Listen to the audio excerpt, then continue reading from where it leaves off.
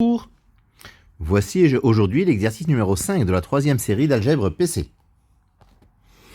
Alors, cet exercice est devant vous. On considère l'application suivante, f de R2 de x vers R3, qui est un polynôme P associe le triplet P de 0, P de 1, P de moins 1.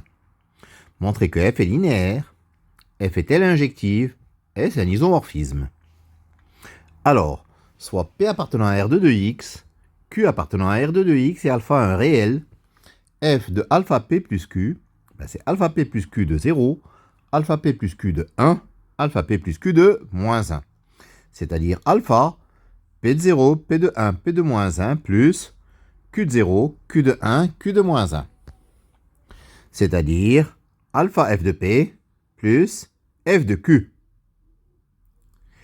Donc, f est bien linéaire. Alors, pour voir si elle est injective, nous prenons un polynôme du noyau et nous allons montrer que ce polynôme est nul. Alors, si P appartient à quart de f de P vaut 0. Donc, P de 0 vaut 0, P de 1 vaut 0, P de moins 1 vaut 0. Donc, P a au moins 3 racines, qui sont 0, 1 et moins 1. Et il est de degré maximum 2, puisqu'il est dans R2 de x. Donc, il a plus de racines que son degré.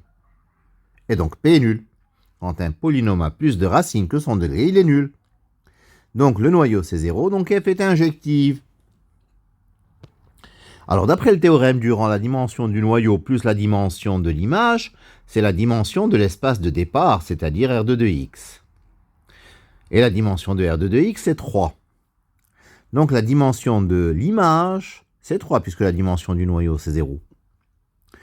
Or l'image est contenue dans R3. Et ils ont la même dimension. Dimension de im de f, c'est 3. Dimension de R3, c'est 3.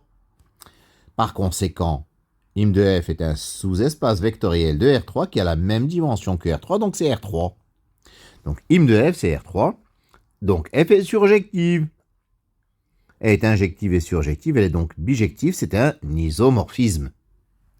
Voilà pour cet exercice numéro 5. Je vous remercie de votre attention.